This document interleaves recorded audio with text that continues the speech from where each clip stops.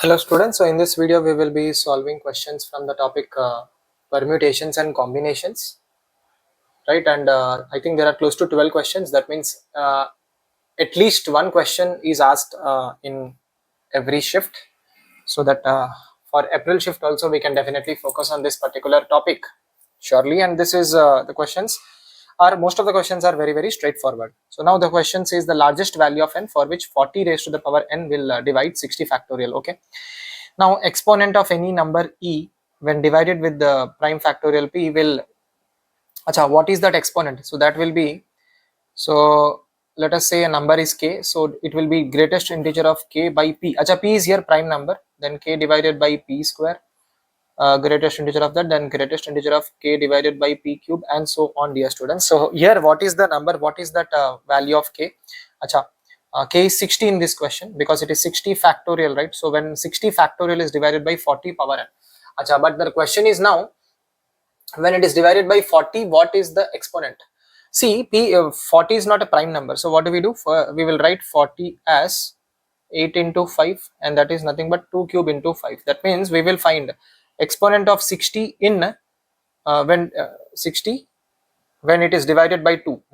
So it will be, so it should be greatest integer of 60 by 2 plus greatest integer of 60 divided by 4, because 2 square, greatest integer of 60 divided by 8, 2 cube, greatest integer of 60 divided by 16, and then greatest integer of 60 divided by 32, then greatest integer of 60 divided by 64, and so on. This value is 0 anyways because 0 point something. Now here we will get 30, then 15, then 7 point something means 7, then 16 times 3 is 48, so 3 point something is 3, then we get 32 times 2 is 64, so this should be 1. So we get 7 plus 3 is 10, 10 plus 30 is 40, 40 plus 15 is 55, 55 plus 1 is 56, and then exponent of 60 when divided with 3, when divided with 5, right? So we get 60 divided by 5, greatest integer of that divided plus 60 divided by 25 plus 60 divided by 125, and so on, right? This value will be 0. Now 60 divided by 5 is 12, then this is 25 into 2 is 50, 2 point something, so this should be 2. Greatest integer of 2 point something is 2, so we get 14, right? That means 60 factorial is equals to 2 raised to the power, so 2 raised to the power 56 into 5 raised to the power 14 into 7 raised to the power alpha into 11 raised to the power beta, and so on, right? Correct, no? So we want the largest value of n for which 40 power n divides, so we can say it is nothing but 2 power 56 minus 14 give us 40, so this will be 2 power 42 into 2 power 14 into 5 power 14 into 7 raised to the power alpha into 11 raised to the power beta, and so on. So this will be 2 power 42 into okay. So since we want 40 raised to the power n, we will do one thing instead of this. So we can write this as 2 square into 2 raised to the power 54 into 5 raised to the power 14 into 7 raised to the power alpha into 11 raised to the power beta. So this will be 2 square into, now 2 power 54 we can write it as 2 cube whole power 18 into 5 raised to the power 14 into 7 raised to the power alpha into 11 raised to the power beta. So we get 2 square into 2 raised to the 8 raised to the power 18 into 5 raised to the power 14 into 7 raised to the power alpha into 11 raised to the power beta. Of course, dear students, directly we could have told the answer as 14, but I'm just giving you over explanation. So this should be 8 raised to the power 4 into 8 raised to the power 14 into 5 raised to the power 14 into 7 raised to the power alpha into 11 raised to the power beta, and so on actually. So we get now 2 raised to the power 2 into 8 raised to the power 4 into, now this will be 40 raised to the power 14 into, and so on. That means the largest value of n will be 14. So 14 should be the answer, dear students. Instead of doing all this, 5 plays a major role here because 40 power n is nothing but 2 power 3n into 5 power n. So 5, the exponent of 5 plays a major role. So directly we could have said the answer as 14, right? Now let us go to the next question. Now this is directly straightforward. So I can give you hint. So this will be 101 by, because 7 is a prime number, so it will be 101 by 7 square plus 101 by 7 cube. This will be 0. So ultimately I think directly we can write 101 by 7, 7 times 1, then 3, so 14 point something, so this will be 14, and the so this will be 49 into 2 is 98, so this should be 2 point something. That means 14 plus 2, so 16 should be the answer directly for this question, right? It is a replica of the previous question. Right, now let us go to the next question, dear students. The next question says the number of 4-letter words with or without meaning which can be formed using the letters of the word. Okay, so let me write it down. P, then we have Q, then we have R, then we once again have P, then we once again have Q, R, S, T, U, V, and then we have P. So the number of 4-letter words with or without meaning. So we can have different cases. Case 1 will be 3 alike, right, plus 1 distinct words. So how many words can we get like that, dear students? So for 3 alike, we should definitely select these 3 P's. So that can be that can be done in 1C one way, and then the other letter should be distinct. That means 1, 2, 3, 4, 5, 6. We have 6 options. So from 6 you select one.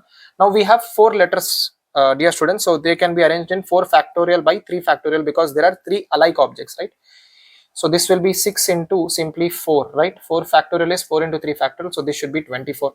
Next we have case 2. Case 2 is 2 alike of one kind plus 2 alike of another kind, right? So we have 3 such pairs, right? So I mean we have 2 P's, 2 Q's, 2 R's. So from this 3 pairs we can select any 2 pairs. That means now we have 4 letters, but they can be arranged in 4 factorial by 2 factorial into 2 factorial because they are of type 1 and type 2. So 3C2 is nothing but 3.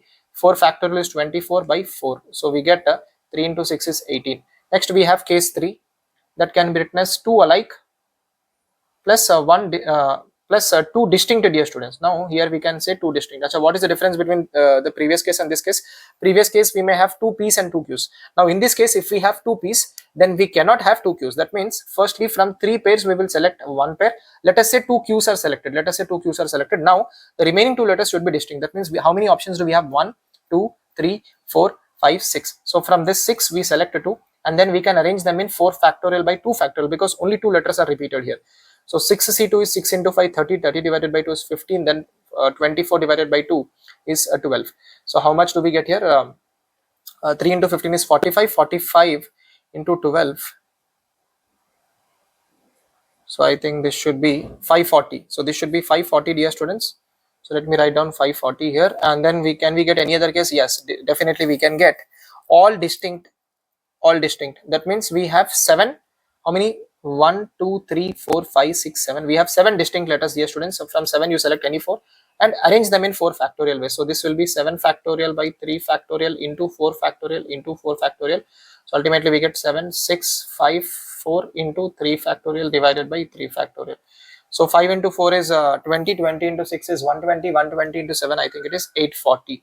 Is there any other case possible? No. So the required answer will be, so it should be 24 plus 18 plus 540 plus 840. So I think the units digit is 2 units. Okay, it's an integer type question, dear students.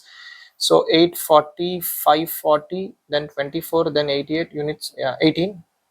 So 4, 4, 8, 9, 10, 11, 12, 8, 5, 13, 13 plus 1 is 14. So 1422 should be the answer, dear students. Now let us go to the next question, dear students. Next question, he says 3 persons enter in a lift at the ground floor. The lift will go up to the 10th floor. The number of ways in which 3 persons can exit the lift at 3 different floors if the lift does not stop at first, second and third floor. Achha, it's a very simple question. Let us say G 1, 2, 3, 4, 5, 6, 7, 8, 9 and 10. So 3 persons enter the lift at the ground floor, dear students. 3 persons. Achha, now the lift does not stop at first floor, second floor and third floor. That means it can stop in any of the remaining 7 floors. So what is the question? The number of ways in which 3 persons can exit the lift at 3 different floors if the lift does not stop at first, second and third floors. So we can select any 3 options from the 7 floors. Now once we, let us say 8th floor is selected, let us say 6th floor is selected, let us say 10th floor is selected. Now in these 3 floors, first for first person we have 3 options, and for the second person we will have only 2 options remaining, right? Because all of the 3 should exit at 3 different floors. That means now we can arrange the persons in 3 factorial ways, right? So what will we get? That will be 7 factorial by 3 factorial into 4 factorial into 3 factorial. So ultimately we get 7 into 6 into 5 into 4 factorial in the numerator divided by 4 factorial. So 6 into 5 is 30, 30 into 7 is 210. So 210 is the answer for this question, dear students. That's it from this video. Thank you for watching this. Meet you with the next one.